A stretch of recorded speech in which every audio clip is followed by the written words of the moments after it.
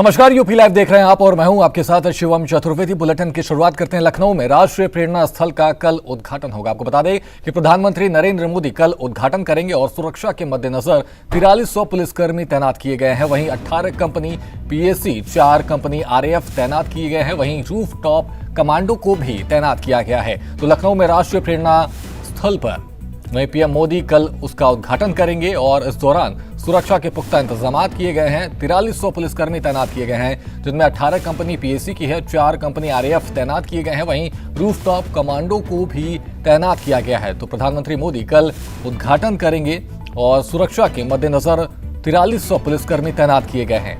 आपको बता दें कि 18 कंपनी पीएसी की, 4 कंपनी आरएएफ तैनात किए गए हैं ताकि सुरक्षा के व्यवस्थाओं को लेकर के सुदृढ़ किया जा सके। रूफटॉप कमांडो को भी तैनात किया गया है। और आपको बता दें कि कल प्रधानमंत्री मोदी लखनऊ पर पहुंचेंगे और राष्ट्रीय प्रेरणा स्थल का उद्घाटन करेंगे। आपको बता दें कि प्रधानमंत्री मोदी कल उद्घाटन करते हुए नजर आएंगे।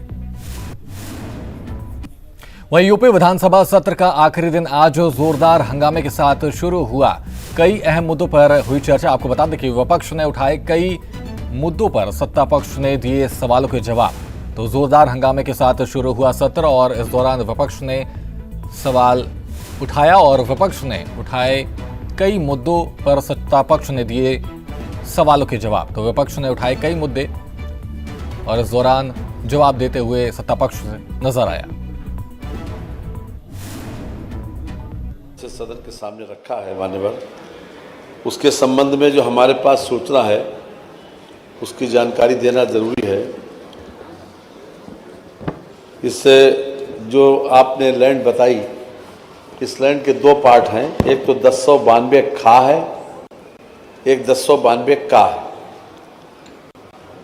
गाटा संख्या 1092 खा ये 0.1650 हेक्टेयर स्थित ग्राम चौखड़ा, तपाकरही, तहसील डुमरियागंज, जनपद सिद्धार्थनगर, वर्तमान में खतौनी फसली वर्ष 1430 से 1435 के खाता संख्या 681 पर बतौर श्रेणी 5-3-गा ऑब्लिक कृषि योग्य बंजर स्थायी पशुचर भूमि यानी कि चारागाह के रूप में तथा अन्य चराई की भूमिया के अंतर्गत पशुचर के रूप में अंकित है। ये अराजी संख्या 1092 खा ग्राम छौकड़ा के जोत चकबंदी आकार पत्र 45 के खाता संख्या 588 पर भी पशुचर के रूप में ही दर्ज है। उक्त अराजी 1092 खा के जुज भाग रकबा 0.0200 हेक्टेयर भूमि पर मोहम्मद इजराइल, नाम नहीं कहना चाहिए, ये का मजार के रूप में अवैध कब्जा किया गया। 11 साल पहले 6 रुपया 25 पैसा आपका रेट आता था। अगर आपको तथ्य की जानकारी चाहिए थोड़ा सा हमसे पहले से पूछ लेती तो अच्छा रहता। अब रही बात कि बिजुरिया दिखाइए नहीं दे रही है। माननीय अध्यक्ष जी, ये तो सभी सहमत होंगे इस बात से कि राज्य में न तो गांव की संख्या बढ़ी है, न तो मजरों की संख्या बढ़ी है और न ही लोगों की संख्या जो थोड़ी बहुत जनसंख्या वृद्धि हुई होगी, लेकिन मजरे और गांव तो वही के वही हैं। हमने इनके छोड़े हुए, इनके समय में जो विद्युतीकृत मजरे थे उनकी संख्या थी 1,28,000 और हमारे समय में हमने जो विद्युतीकृत किया है उन गांवों में मजरों में जो बिजली पहुंचाई है वो है 2,50,000। आपके समय 12 से 17 तक का जो एवरेज जो पीक डिमांड थी वो मात्र 13,000 थी। माननीय अध्यक्ष जी, हमने जो हाईएस्ट डिमांड मीट किया है वो 30,000 मीट किया। वो बिजली आपको दिखाइए नहीं दे रही, हम क्या करें? अब एक कोई चश्मा माननीय मुख्यमंत्री जी लगाएंगे। 2000 आपके समय में और आपके समय के साथ में कांग्रेस का भी समय जोड़ता हूं समाजवादी के साथ, पूरे 70 साल में 1947 से 2017 तक की मैं बात कर रहा हूं, 70 साल की, आपका जो उत्तर प्रदेश राज्य का सरकार के उपक्रमों का जो कुल उत्पादन था माननीय अध्यक्ष जी 5,878 मेगावाट हुआ करता था। उसको बढ़ा करके हमने आपकी जानकारी के लिए 11,760 मेगावाट। अभी हमारे यहाँ विधानसभा क्षेत्र में तहसील डुमरियागंज में एक मज़ार था फागू बाबा का, और उसमें वो बहुत पुराना था, लेकिन जब वो जहाँ रखा गया था, मज़ार उनके दफनाए गए थे, उस समय ज़मीन ज़मींदार की थी, कृषि योग्य ज़मीन थी, उसमें दफनाए गए थे। लेकिन बाद में धीरे धीरे चकबंदी प्रक्रिया में बदलते बदलते अब की बार उसको चरागाह दिखा दिया।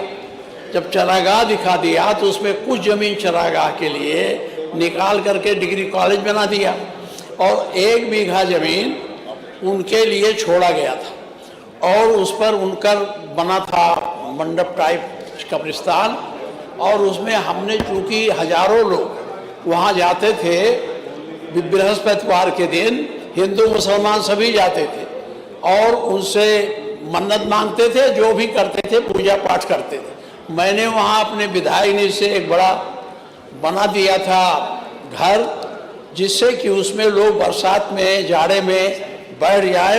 पूरा दिन नहीं रहता था, 10 बजे से 5 बजे तक रहता था। और हम जो है भरपूर उत्पादन कर रहे हैं। पूरे प्रदेश को 24 घंटे बिजली मिल रही है।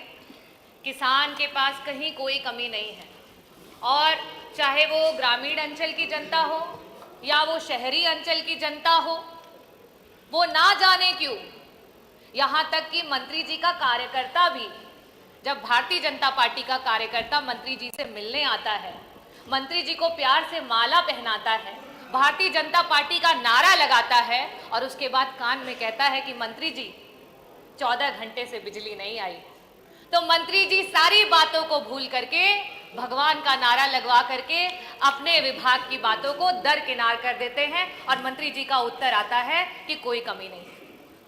खैर, मैं मंत्री जी आपसे ये पूछना चाहूंगी कि अगर आपने ये जवाब दिया है कि सरकार का जो उत्पादन है और उसकी जो डिमांड है, उसमें अगर कहीं पे भी कोई असमानता नहीं है, तो ये जो अघोषित कटौतियां हो रही हैं, ये जो अनौपचारिक कटौतियां हो रही हैं, ग्रामीण अंचल में 12-12 घंटे की कटौतियां हो रही हैं, शहरी जो इलाका है उसमें 4 से 6 घंटे की कटौतियां हो रही हैं, इसका क्या कारण है? मेरा दूसरा प्रश्न मंत्री जी आपसे ये है कि अगर आप ये कह रहे हैं कि उत्पादन आपने बहुत बढ़ा लिया, ऐसी स्थिति में हम क्या समझें कि जो वितरण है उसमें कहीं कठिनाई आ रही है विभाग को? और अगर वितरण में आपको कठिनाई आ रही है, तो इन 9 वर्ष की सरकार में, 9 वर्षों की सरकार में आपने वितरण को ठीक करने के लिए क्या किया? कितने अधिकारियों पे कार्यवाही की? क्या बेटरमेंट लेकर के आए? मंत्री जी अभी कुछ दिन पहले जौनपुर में बदलापुर महोत्सव में आए। वहीं कानपुर में मोबाइल चोरी के बढ़ते मामलों पर पुलिस ने बड़ी कार्रवाई की है। 5 आरोपियों को गिरफ्तार किया गया है। इनके पास से 50 से ज्यादा चोरी के मोबाइल बरामद हुए हैं। आपको बता दें कि पुलिस ने सीसीटीवी और तकनीकी जांच से गिरोह का पता लगाया। आरोपी बाजारों और बस स्टैंडों से चोरी करते थे। एसएसपी ने कहा कि चोरी के मोबाइल की ऑनलाइन बिक्री पर भी नजर रखी जा रही है। ये रिपोर्ट देखिए।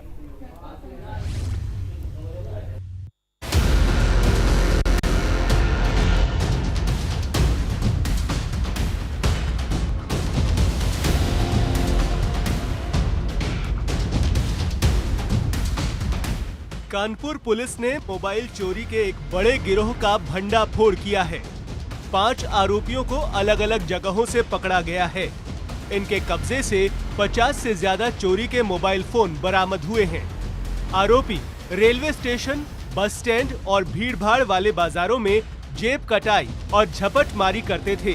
कुछ फोन ऑनलाइन प्लेटफॉर्म पर बेचे जा रहे थे। पुलिस ने शिकायतों के आधार पर जांच शुरू की। सीसीटीवी फुटेज और मोबाइल ट्रैकिंग से आरोपियों तक पहुंची। मुख्य आरोपी पहले भी चोरी के मामलों में जेल जा चुका है। पूछताछ में कई और चोरियों का खुलासा हुआ। बरामद फोन मूल मालिकों को लौटाए जाएंगे। ये 7/12 को गोविंद नगर में एक नकबजनी की घटना घटित हुई है, जिसमें करीब 60 लाख रुपए के स्मार्ट मोबाइल फोन की चोरी हुई थी।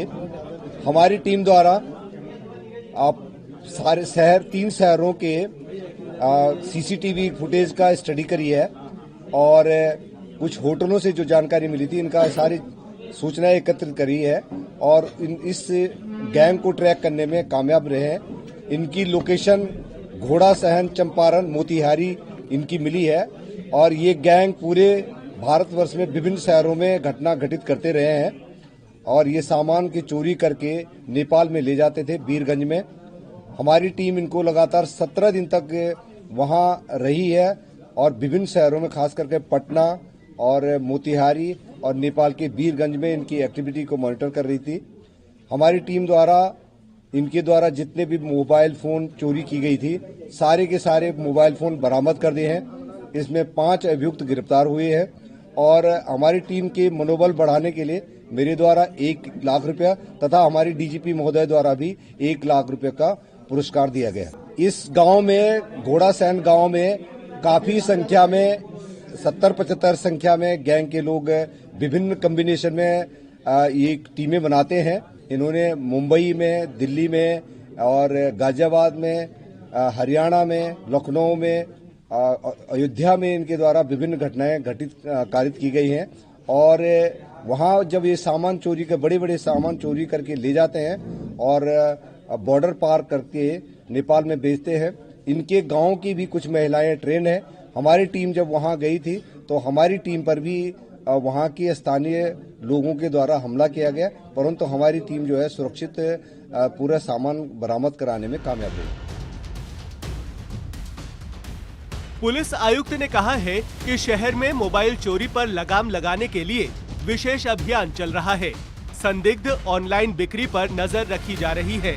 नागरिकों से अपील है कि भीड़ में सावधानी बरतें और चोरी की सूचना तुरंत पुलिस को दें। ये कार्रवाई अपराधियों में दहशत पैदा करेगी। इस घटना में 6 लोगों के द्वारा घटना की गई थी, जिसके हमारे पास सीसीटीवी फुटेज है और हमारी टीम द्वारा जो है 3 शहरों के जितने सीसीटीवी है उनकी स्टडी करने के बाद इनकी ट्रैकिंग करी है। ये लखनऊ में और गोरखपुर में और कानपुर में किन किन एरिया में गए, उसके आधार पर हम पिन पॉइंट करने कामयाब रहे और 6 के 6 लोगों में से 5 को गिरफ्तार करने में कामयाब। आज दो जगहों के लखनऊ के और कानपुर के 2 होटलों का हमें पता लगा जहां इन्होंने रुके थे। इन्होंने अपनी फर्जी आईडी और फर्जी आधार दिया है, मोबाइल फोन नंबर भी अलग अलग दे, उसके अलग से हम जांच पड़ताल करें, उनको अलग से नोटिस इशू किया जाएगा। कानपुर में पिछले कुछ महीनों में मोबाइल चोरी की शिकायतें बढ़ी है। इस गिरफ्तारी से पीड़ितों को राहत मिली है। पुलिस अन्य संदिग्धों की तलाश कर रही है। गिरोह का नेटवर्क तोड़ने का दावा किया गया। कानपुर में मोबाइल चोर गिरोह की गिरफ्तारी से पुलिस की मुस्तैदी साबित हुई है। 50 फोन बरामदगी पीड़ितों के लिए बड़ी राहत है। अपराध पर लगाम लगेगी। ब्यूरो रिपोर्ट, सूर्या समाचार।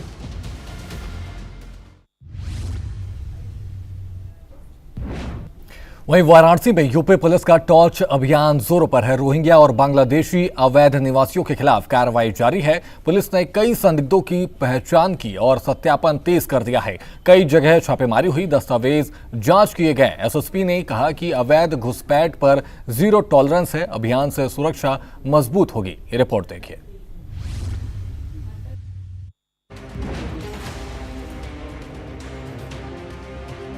जो भी महिलाएं, जो भी वयस्क 18 साल के ऊपर हैं, जिनका आधार कार्ड है, वो कृपया झोपड़ी से बाहर आए और अपना आधार कार्ड चेक करा दें।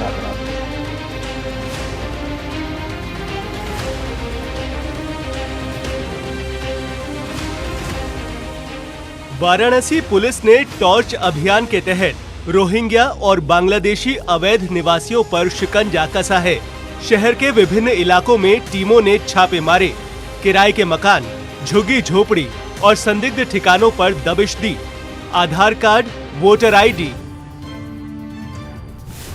तो पंचकुला में अटल लाइब्रेरी का उद्घाटन कार्यक्रम आयोजन हो रहा है, जहां पर कार्यक्रम में पहुंचे हैं केंद्रीय गृह मंत्री अमित शाह। कार्यक्रम में मौजूद हैं और आपको बता दें कि इस दौरान पंचकुला में अटल लाइब्रेरी का उद्घाटन कार्यक्रम तस्वीरों के माध्यम से आप देख सकते हैं कि इस दौरान केंद्रीय गृह मंत्री अमित शाह कार्यक्रम में मौजूद हैं और उनके साथ हरियाणा के मुख्यमंत्री नायब सिंह सैनी भी मौजूद हैं। तो पंचकुला में अटल लाइब्रेरी का उद्घाटन कार्यक्रम हो रहा है। आपको बता दें कि केंद्रीय गृह मंत्री अमित शाह इस कार्यक्रम में मौजूद हैं और साथ ही साथ तस्वीरों के माध्यम से आप देख सकते हैं कि इस दौरान मुख्यमंत्री नायब सिंह सैनी भी वहां पर मौजूद हैं और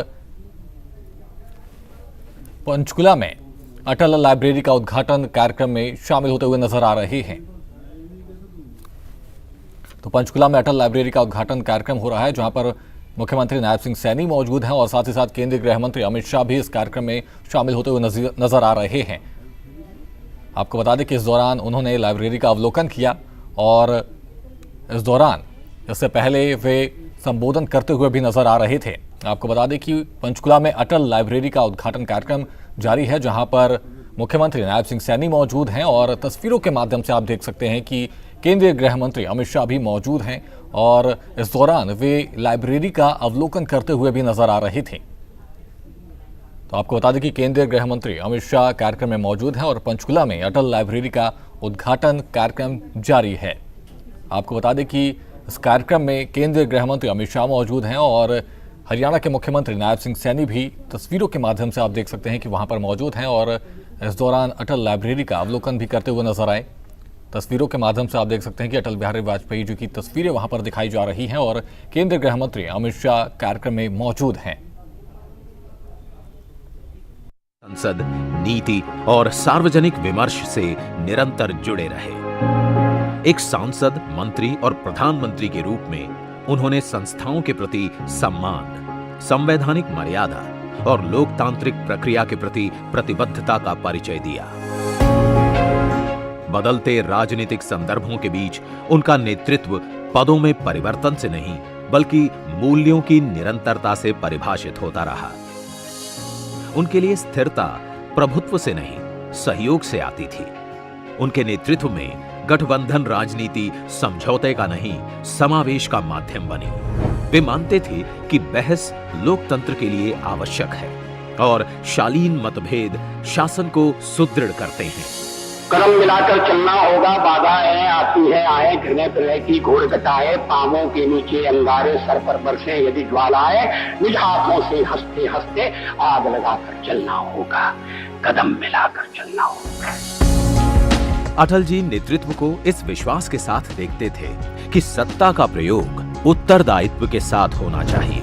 उनके अनुसार निर्णय निर्माण में संतुलन आवश्यक था, दृढ़ता और संयम के बीच, महत्वाकांक्षा और जवाबदेही के बीच। ये विश्वास उनके शब्दों में सबसे स्पष्ट रूप से व्यक्त हुआ, एक ऐसी स्मृति के रूप में कि सिद्धांत और लोकतांत्रिक नैतिकता सरकारों और राजनीतिक उतार चढ़ाव से ऊपर होती है। सत्ता का खेल तो चलेगा, सरकारें आएंगी जाएंगी, पार्टियां बनेगी बिगड़ेंगी, मगर ये देश रहना चाहिए, इस देश का लोकतंत्र रहना चाहिए।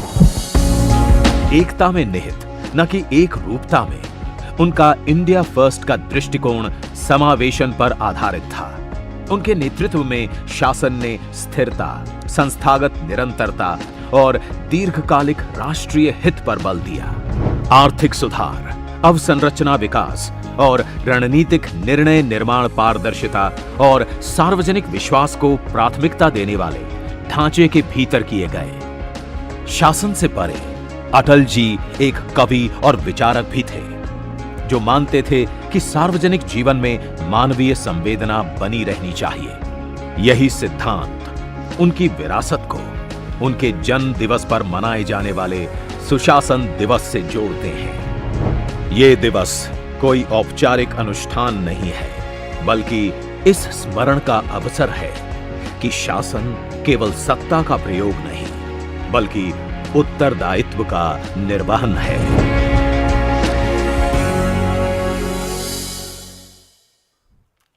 इस प्रेरणादायक फिल्म के बाद अब बढ़ते हैं अटल ई लाइब्रेरी के उद्घाटन की ओर।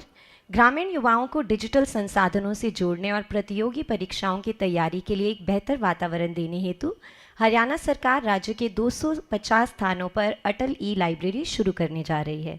मैं माननीय केंद्रीय गृह मंत्री जी श्री अमित शाह जी से बहुत ही विनम्र निवेदन करती हूं कि डिजिटल क्रांति की दिशा में बढ़ते हुए आप इस ई लाइब्रेरी का रिमोट का बटन दबाकर उद्घाटन करें।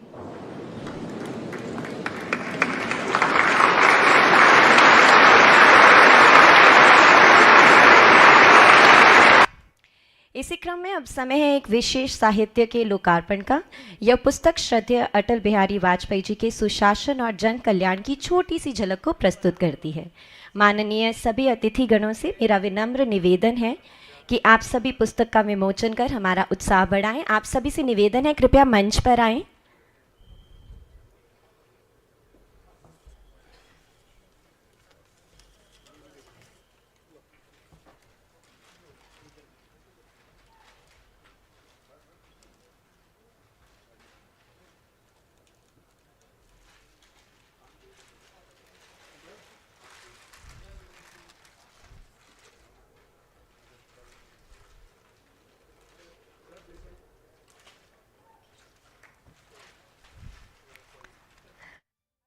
सीएम नायब सैनी भी साथ में मौजूद हैं और आपको बता दें कि इस दौरान पुस्तक का विमोचन करते हुए नजर आए केंद्रीय गृह मंत्री अमित शाह। और आपको बता दें कि पंचकुला में अटल लाइब्रेरी का उद्घाटन कार्यक्रम हुआ, जहां पर केंद्रीय गृह मंत्री अमित शाह मौजूद रहे। इस दौरान वे पंचकुला में अटल लाइब्रेरी का उद्घाटन भी करते हुए नजर आए। आपको बता दें कि केंद्रीय गृह मंत्री अमित शाह मौजूद रहे और इस दौरान मुख्यमंत्री नायब सिंह सैनी भी उनके साथ मौजूद रहे और इस दौरान उन्होंने अटल लाइब्रेरी का उद्घाटन कार्यक्रम में मौजूद रहे और शामिल हुए।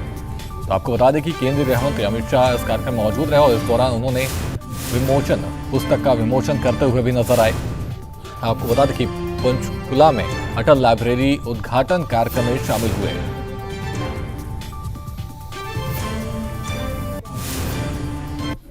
वहीं बरेली के फरीदपुर क्षेत्र में बीडीए ने बड़ी कार्रवाई की है। 1200 वर्ग मीटर में बने अवैध बारात घर पर अतिक्रमण हटाने का अभियान चल रहा है। बुलडोजर से संरचना ध्वस्त की जा रही है। प्रशासन ने कहा है कि ये सरकारी भूमि पर अवैध कब्जा था। स्थानीय लोगों ने विरोध किया, लेकिन कार्रवाई जारी रही। यूपी में अतिक्रमण हटाओ अभियान तेज है। ये रिपोर्ट देखिए।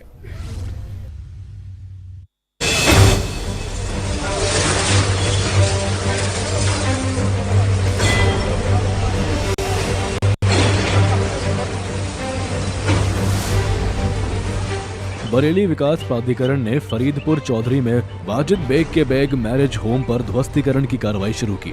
पीडीए की टीम 3 बुलडोजरों और भारी पुलिस बल के साथ पहुंची। यह बारात घर इत्तेहाद-ए-मिल्लत काउंसिल प्रमुख मौलाना तौकीर रजा की करीबी और सपा के पूर्व पार्षद वाजिद बेग का है। अवैध निर्माण को जमींदोज करने का काम तेजी से चल रहा है। अधिकारियों के मुताबिक यह निर्माण बिना नक्शा पास कराए किया गया था। 6 अक्टूबर को सील किया गया था। कई बार नोटिस दिए गए, लेकिन कब्जा नहीं हटाया गया। कार्रवाई शुरू होते ही इलाके में हड़कंप मच गया। स्थानीय लोग इकट्ठा हुए। कुछ ने विरोध जताया कि बारात घर सामुदायिक काम आता था, लेकिन पुलिस की मौजूदगी में कार्रवाई रुकी नहीं। वाजिद बेग पर 26 सितंबर के बवाल में भी भूमिका की चर्चा है। यूपी में योगी सरकार के निर्देश पर अवैध निर्माणों और अतिक्रमण पर लगातार एक्शन हो रहा है। बरेली में पहले भी मौलाना तौकीर रजा के कई करीबियों की संपत्तियों पर बुलडोजर चला। प्रशासन का कहना है कि कानून सबके लिए बराबर, सार्वजनिक भूमि पर कब्जा बर्दाश्त नहीं। बारात घर है ये जो है, कल से यहाँ पे डेमोलिशन कार्रवाई चल रही है मजिस्ट्रेट और फोर्स की उपस्थिति के अनुसार जो है, और कल भी 50% लगभग गिर गया था। आज वो बाकायदा जो है जो बचा है उसको ध्वस्तीकरण कार्रवाई की। ये वाजिद बेग का बारात घर है और इसमें बाकायदा बिना मानचित्र के अवैध रूप से बारात घर चलाया जा रहा था। उसमें बीडीए द्वारा जो है सुनवाई करके कार्रवाई ध्वस्तीकरण आदेश पारित किया गया और उसके बाकायदा इनकी शासन में जो अपील थी वो भी खारिज हो गई है, रिवीजन, और उसके बाद कार्रवाई की गई। हाँ, बाकायदा हर ऐसे निर्माण में जो है पहले नोटिस दिया जाता है, उसके बाद सुनवाई की जाती है, तभी कार्रवाई की जाती है। कार्रवाई के दौरान सुरक्षा के पुख्ता इंतजाम। एसपी सिटी ने कहा कि शांति बनाए रखने के लिए फोर्स तैनात है। प्रभावितों को वैकल्पिक व्यवस्था का भरोसा, लेकिन अवैध को कोई छूट नहीं। यह अभियान शहर को अवैध कब्जों से मुक्त कराने का हिस्सा है। स्थानीय लोग अब अवैध निर्माण की अनुमति लेने की सलाह दे रहे हैं। पीडीए ने चेतावनी दी कि ऐसे और अवैध निर्माणों पर जल्द एक्शन होगा। कानून का राज कायम करने का संकल्प मजबूत। इलाके में हलचल बनी हुई है। यह कार्रवाई बरेली में 26 सितंबर बवाल के बाद की सख्ती का हिस्सा मानी जा रही है। प्रशासन ने कई संपत्तियां सील और ध्वस्त की है। अवैध कब्जे हटाकर सार्वजनिक भूमि मुक्त कराई जा रही है। बरेली फरीदपुर में मौलाना तौकीर रजा करीबी के अवैध बारात घर पर बीडीए की कार्रवाई अतिक्रमण के खिलाफ मजबूत संदेश। 1200 वर्ग मीटर भूमि मुक्त होगी। यूपी में कानून का राज मजबूत हो रहा है। ब्यूरो रिपोर्ट, सूर्य समाचार।